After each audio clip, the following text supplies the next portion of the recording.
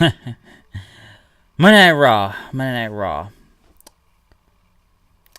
I guess I should say, well, before I say anything about Raw, number one, hopefully everyone out there had a, great Mother's Day yesterday.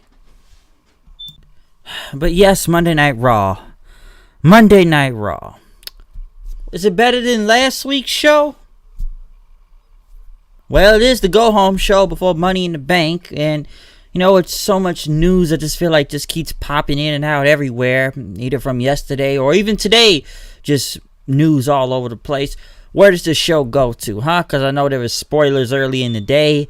I didn't really know. I forgot they were in London this week, so this was a taped show of Monday Night Raw. Can't really tell if the crowd reactions are real in that, which they are, which London's a pretty usually loud crowd, but them, they love to edit out stuff when they have a tape show and everything. So with them being in London, I didn't really know there was even any spoilers to begin with, because I kind of purposely stayed away from them. But looking at this show tonight, was it any better than what I've seen in the past few weeks, or why the ratings have been crap and could be crap again? To an extent. So it looks like they tried, but there was still a lot of idiocracy going on Monday Night Raw. Because what do we kick it off with, huh? MITB. Miz comes out, and with him trying to explain the whole wild card rule of 3 guys from Raw and 3 guys from SmackDown. Who shows up back again this week, huh? Roman Reigns, of course. Which, it looks like he got cheered this time, or could be a lot of boos, but like they were edited out. But with Roman out there, Miz pretty much asked him, what do you expect you from your match with Elias this Sunday? As he said that, Reigns said that Elias is, young, strong, and charismatic and talented, which the fans started singing, "Oh, walk with Elias." I would say right now, there was so many chants tonight, I cannot tell you all the chants that they did out there in London, but it's always some great chants they put out there. Reigns pretty much said, after saying all the stuff he said about Elias, he said, yeah, if you need a karaoke performer at a wedding singer, you walk with Elias, okay? And he says that Elias has done nothing ever since he's gotten here in WWE. He has not even won one championship yet, which is actually true, when you think about it. And that he pretty much, Reigns is pretty much clowning Elias, almost somewhat burying him, saying he's done nothing. He's won no title. Why should I take this guy serious? But as Miz pretty much says, we should do a buddy cop thing together. Reigns pretty much says, no, I don't want to talk to this old Miz. This is what the old Miz would do, is make jokes like this. I want to see the new Miz that was swinging a chair last week, trying to take Shane McMahon's head off, which they played the clip from last week, as he said that Shane will have nowhere to run this Sunday. Shane comes out. He pretty much says that MITB is over. I'm the boss here still, and that you two listen to me. I run things, and next thing you know, Bobby Lashley and Elias attack Reigns and Miz from behind. Obligatory tag team match, since that looks like it kicks off running at Raw every week anyways. Kicking off, like I said, with the tag match with Reigns and Miz versus Lashley and Elias. Not a bad match, but of course it ended up in DQ due to Shane McMahon getting involved. They pretty much start jumping Miz at first, all 3 of them. Reigns does his giant dive from the, from inside and Reigns to everybody outside, but the numbers game catches up on him. They start jumping Reigns after that. Miz comes in with a steel chair, whacking both Elias and Bobby Lashley. Shane gets out of dodge and heads for the hills. So, that's pretty much the last hype before all their matches this Sunday at Money in the Bank, which I believe Lashley has no match at Money in the Bank, even though everyone else involved does have a match at Money in the Bank. But with them being in London, they had a video package clip for AJ Styles and Seth Rollins for the Universal title, which they show AJ from WCW and all the way to WWE and SmackDown. From how Step runs the place. Hey, we can't show you nothing about TNA and New Japan, folks. He was in WCW and then time skip later. Seth Rollins, they pretty much play clips of him from being a kid to him being in NXT all the way up to where he is now as the Universal champion. Like I said, it's a pretty much a really good video package. I will say that. I did enjoy that package. Not bad. But moving on, Braun Strowman. He was interviewed by Charlie Caruso about the whole dumpster thing with Sami Zayn last week and asked if he regretted, which he said he did not. even though he tried to kill him, he could have been a little cube or something. But he says he's going to win the Money in the Bank ladder match 2 years in a row. Next thing you know, some guy shows up telling Strowman that Shane McMahon wants to see him in his office. Sami Zayn pretty much said that, yeah, talk about Strowman put him in the dumpster last week and fans cheer him because he does things like that. And that he's going to make it, he said Shane's going to make it right, and he's going to give me my spot in the Money in the Bank ladder match. But Shane says, I'm not just going to give you the spot, okay? Zayn pretty much won a Falls Count Anywhere match, and Shane said, that's what you want, huh?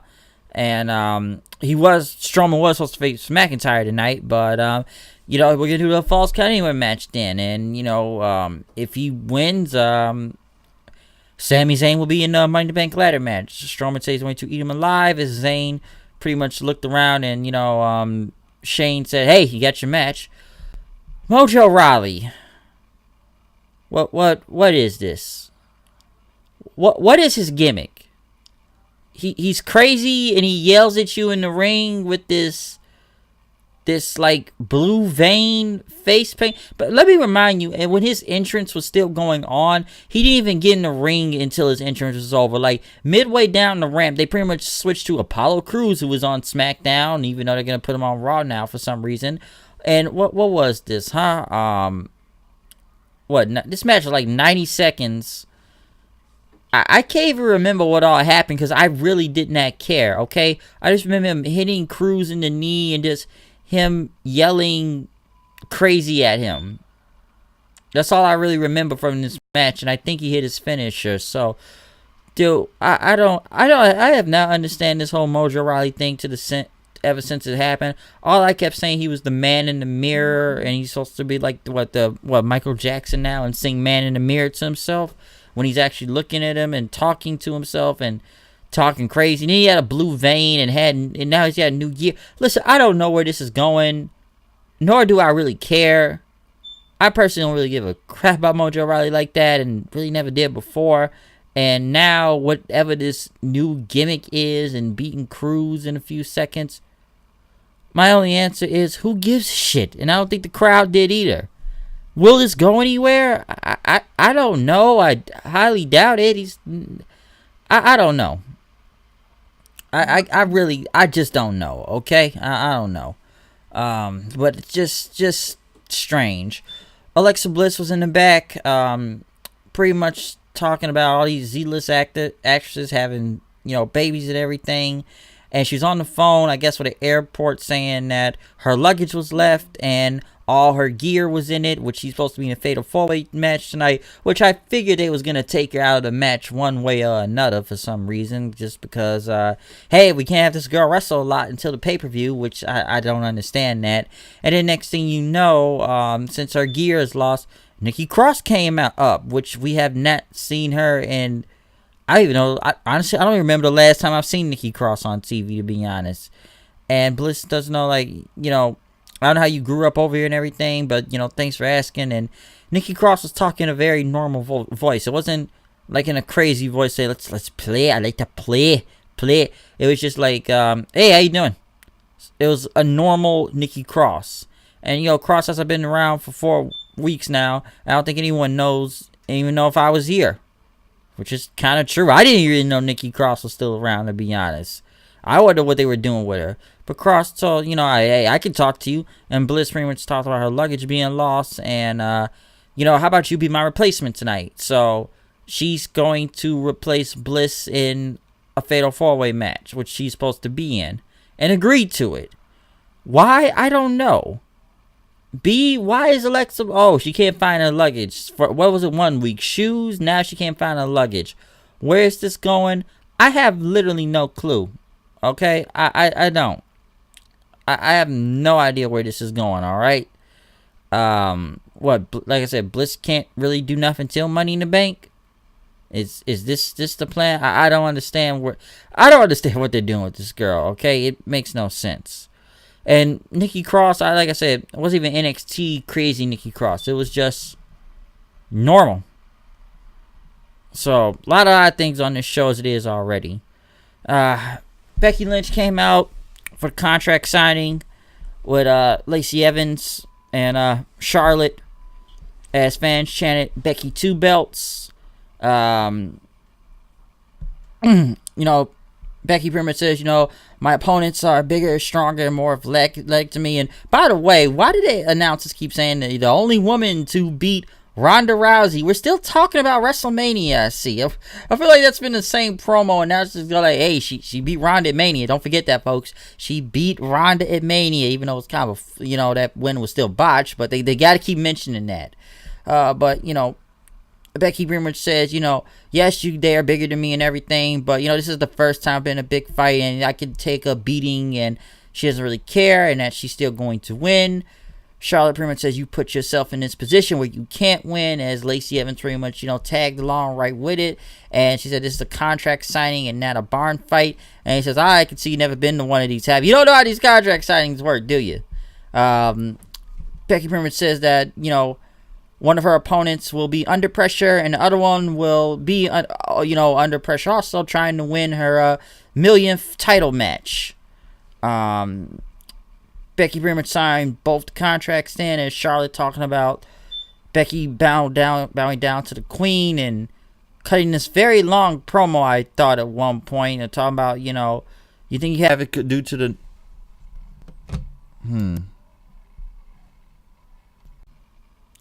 Yes, talking about the numbers advantage, and that their odds are against her, as pretty much, like I said, the promo was just very long, which I don't know what they were chanting over Charlotte at one point. Like I said, I could not get all the chants going down, but Charlotte pretty much told Lacey Evans that she's gonna show her the woman's right and everything, as Lacey said, they're gonna deserve a proper lady as the champion.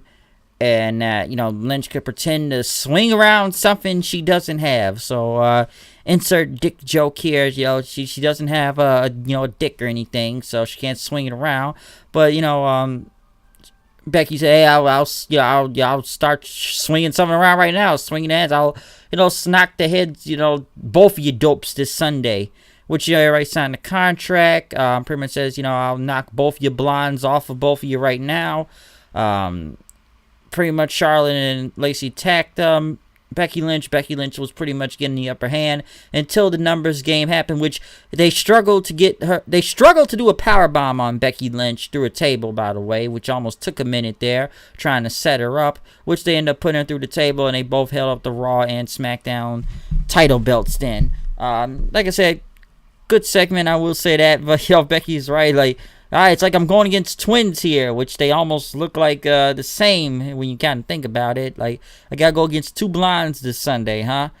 Given what I've seen right here, I can't really tell which title she will lose this Sunday. If I had to bet right now, I'd probably bet Charlotte would win the SmackDown one, and she would keep the Raw Championship right now.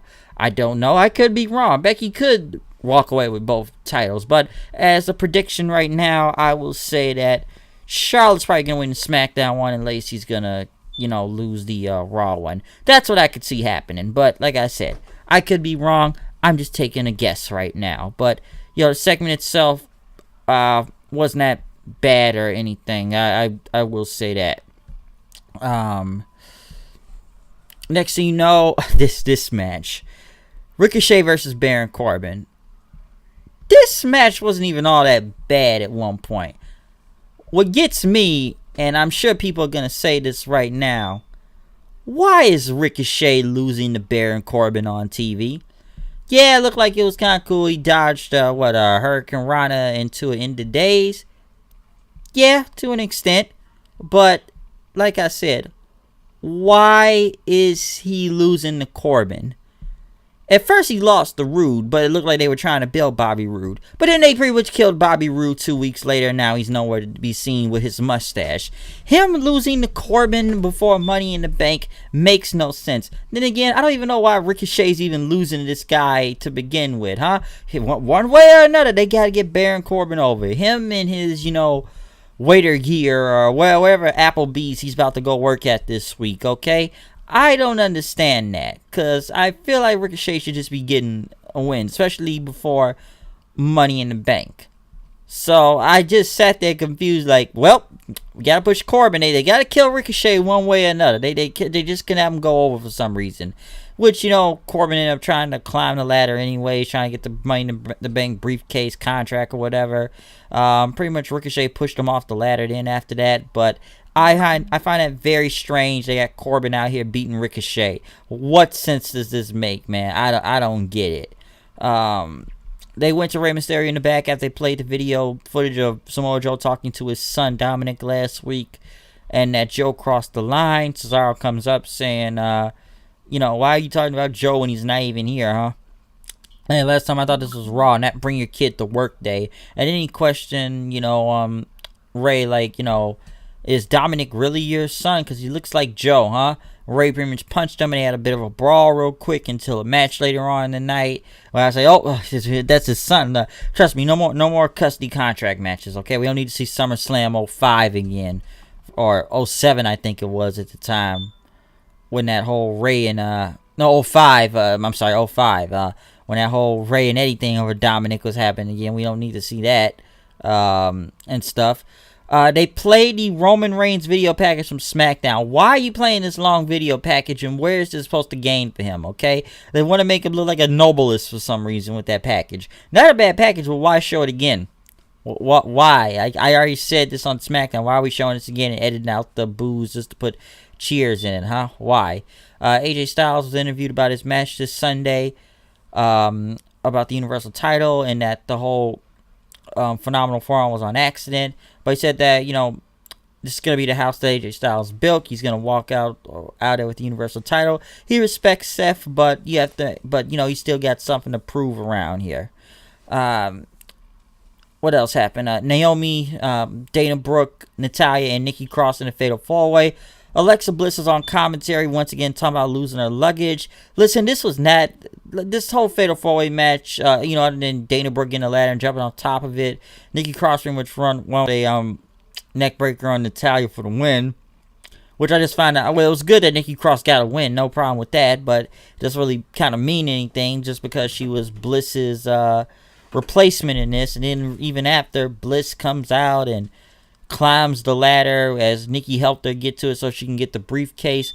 What I don't think they're gonna be friends or anything unless it's some team up and one of them is gonna turn on each other, of course. But I don't understand why they get Nikki Cross helping Alexa Bliss. That is strange to me. That's very, very strange to me. That, and by the way, Nikki Cross went back to crazy mode during this match. It's like when she's in the back, she's talking normal. When she's in a match, she's like Sanity, even though Sanity is pretty much dead, but she's like crazy Nikki Cross stand right after. So, where is that supposed to be, going? Like, I'm not saying it's a split persona thing, but I just kind of found it odd she was talking normal in the back, then crazy out here then. So that was kind of odd, and helping Bliss is just odd. I don't know why they got her doing that. Like, yeah, she won the match, but it doesn't really mean anything. She's not even in the Money in the Bank match even this Sunday, but the rest of the competitors are. But I lost my luggage. I can't get in the ring, though. Okay, that's just strange. Next, probably the best match out of the entire night was Rey Mysterio and Cesaro, which was a very fun and good match, by the way. These two can go, all right? Like, Rey and Cesaro, just the counter moves were just crazy. Like Cesaro's strength. Dude, I like when Rey pretty much was like he shot the Hurricane Rana Cesaro out of the ring, but Cesaro landed out there with him, with Rey as he was still kind of sitting on top of his head, and Rey kind of dodged it, throwing Cesaro into the barricade. Then there's a lot of cool spots in this match. The uppercut on Rey, of course, swinging around in the ring.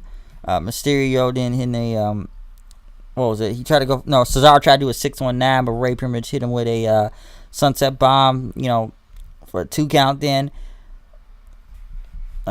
Pretty much right after that, Cesaro pretty much, like I say, hit the swing. He's about to hit that gotch neutralizer, but Rey got out of there, hit the 619, and then a frog that should have win. I recommend going back to look at this match if you want to. This was a very enjoyable match. It would be a great feud if you ask me too, but I don't even know what they're doing with Cesaro right now, to be honest. I don't even know where Sheamus is right now. I don't know if it's because of the spinal thing, to what I've heard, but I just still find it odd. They just kind of, I don't know if I want to say they technically broke the bar up since he's still wearing the bar gear. So I don't really know where Sheamus is right now, and I don't know how long Cesaro will be on his own.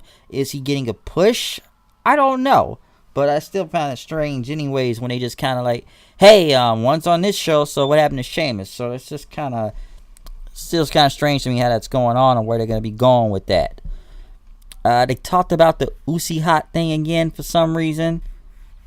And I think the Revival talked about that the ball was in their court and they were coming after the Usos or something and the skid marks in their underpants. So they said the embarrassment stops now, but I don't have no idea. Seth Rollins was in the back talking about his match this Sunday, which they, even when he was playing, before his match, they were actually playing I think it was a clip from, they said it was like from an NWA show back then. It was some indie show he was on many, many years ago. But, he talked about that him being champion means a lot. It's not a pipe dream that his friends and family supported him. And he said he's looked up to AJ Styles, but this Sunday he's going to have to beat him this Sunday because he's got something to prove. And to the WWE Universe, because he said AJ Styles will be the one looking up to him then after that. Bray Wyatt. Oh, yeah. Firefly Funhouse segment. He said he had a secret. He's got all his little puppet buddies there. And he was going to show the world what he's been really up to. And then next thing you know, it turns from 0 to 100 real quick. And he wanted to show the Fireflies, which he opened that door. Everything is darkness then. Which I already kind of told me he was going back to the regular Bray Wyatt being dark. But next thing you know, you want to see a secret. They showed all those puppet dolls and everything. And then he's got this like dark gear and this like evil clown mask, or some people say like murder clown, or he's supposed to be like a part of the Slipknot band. But I will say he did look pretty he did look like very dark, like demon-esque in a way. Not the old Bray Wyatt that's wearing like almost like a fedora hat or a giant hood and everything. Like I said, it looks different just because of the weight loss, and he looks in better shape nowadays. And you could, like I said, you could just see his, like I say, you see his dreads and everything, and the clown mask. So he does look intimidating and scary. So Mr. Blue's Clues is done, and it's back to Dark Wyatt again. So hopefully there's a match out of this soon. I don't know where it's gonna go, but it did look cool when I did see him. Though I will say that it was very interesting and very cool looking too when you see this this Dark Wyatt persona.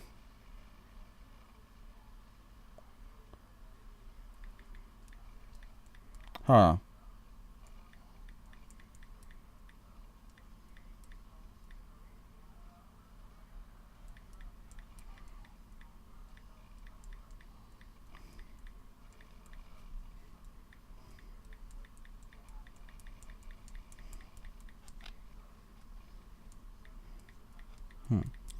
But yes, like I said, it does look cool. I don't know where this is going to go with Wyatt. I hopefully, creative doesn't screw this whole thing up. But the Mystic Blues Clues now into a dark demonic serial killer type of thing. We'll see where this goes. Okay. So it did look cool though. His gear did look cool. I will say that. So where does this go? I'm not really sure. But in the main event, then Braun Strowman, Sami Zayn. Falls Count Anywhere match. If Braun Strowman loses, he will lose his spot in Money in the Bank. Of course, the crowd singing Sami Zayn's theme song, doing the Olay thing. Throughout the match, pretty much Sami starts to run up steps and throw some beer in Strowman's face, which they end up in the, the concession stand out there. Next thing you know, the Corbin Coalition is coming to help Sami Zayn. Corbin pretty much tries to jump Strowman and knock him to the merchandise table and throw him over the place, which even put him through a merchandise table still didn't work. Strowman was able to fight both of them off as Sami kept running in, but he ran to a different part of backstage. Drew McIntyre comes to try and help him then and hit him with like a monitor, I think, trying to take down Strowman and hit him with a knee and stuff, and with a Claymore kick. But Strowman kicked out again. He pretty much fought both of Sami Zayn and Drew McIntyre off, as he hit him with like an ice chest in after that. So with him taking out the Corbin Coalition right there, Strowman got the upper hand back on Sami, but McIntyre and them pretty much came back again and started beating up Strowman again, which they suplexed him through a ladder. which I believe that was probably the end of the match. Then after that, as all three of them pinned Braun Strowman in after that, taking him out of the Money in the Bank match, which Corbin pretty much threw Sami Zayn back to the Wolves, then which he got then put through an announce table by Strowman. So I am surprised that they took Strowman out now and put Sami Zayn in. Excuse me. Which could work. I will say that Sami Zayn, because I didn't understand why Strowman was in there to begin with. Yes, he won Money in the Bank last year, but he didn't. It didn't work out, and it was horrible what happened and how it ended up. Okay, it was a waste of time. And then again, what has he really done to even get in this Money in the Bank match now? So at least Sami Zayn will be doing something instead of just talking and dissing the crowd every week. He'll be doing a match, which like he did tonight. Even though most of it was running, it was still a match and everything. But hey, you got hope from the Corbin Coalition there. So, hey, Baron Corbin, he always finds his way to the main event somehow. Let's see how bad the ratings keep going with that. But was it at least somewhat of a better show than what I've seen the past few weeks? Slightly to a decent spot, but just still really bad stuff. Most thing I really enjoyed from this show was the Rey Mysterio and Cesaro match, because that was actually kind of hype and really good for it. Everything else, I just kind of did not care about what was going on. But, like I said, there's matches to promote into Money in the Bank, so, yeah.